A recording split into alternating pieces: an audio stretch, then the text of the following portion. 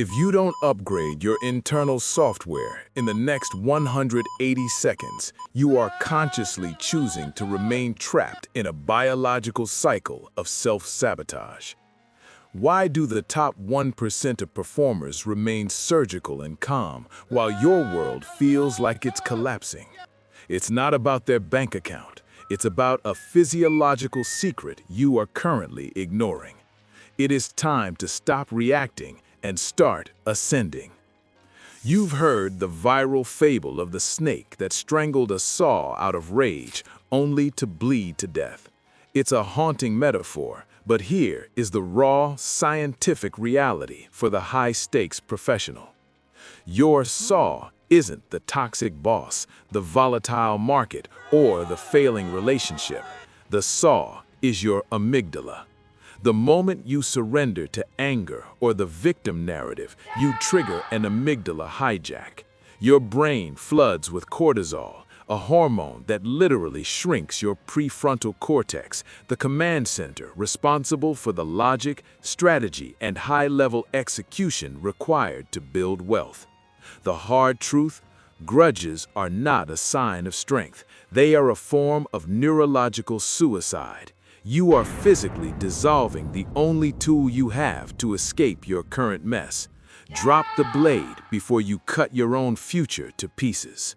In his masterpiece, The 7 Habits of Highly Effective People, Stephen Covey revealed the iron law that separates the elite from the mediocre, the 90-10 principle.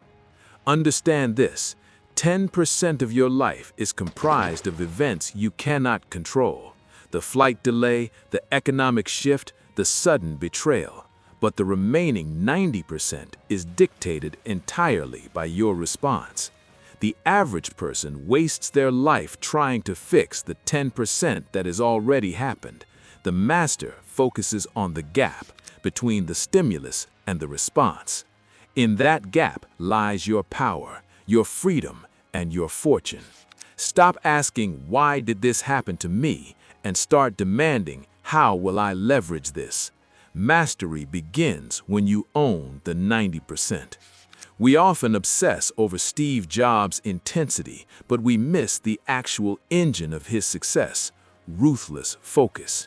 Jobs realized that every millisecond spent on resentment was a theft of his creative legacy.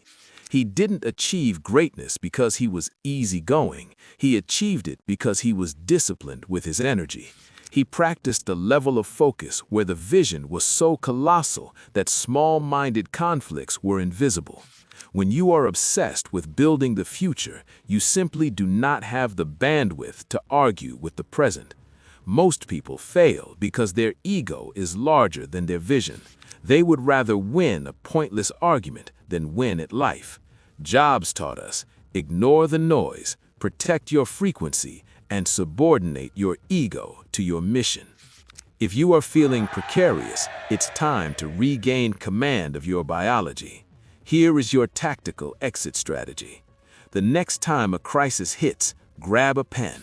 Write down the cold facts, the 10%. Then look at your emotional reaction, the 90%.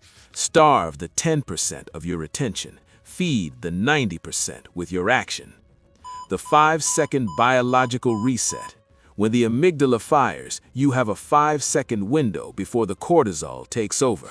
Inhale for 4 seconds, hold for 4, exhale for 8. This hacks your nervous system and puts the prefrontal cortex back in the pilot's seat. The Jobs filter. Ask yourself, is this reaction building my empire or just feeding my ego? If it doesn't serve the vision, it is a waste of your oxygen. Stop bleeding over things that don't move the needle. The saw doesn't care if you're angry, it just keeps cutting. Drop the blade, reclaim your brain, unlock your life. Are you ready to stop being a victim of your own chemistry and start being the architect of your destiny?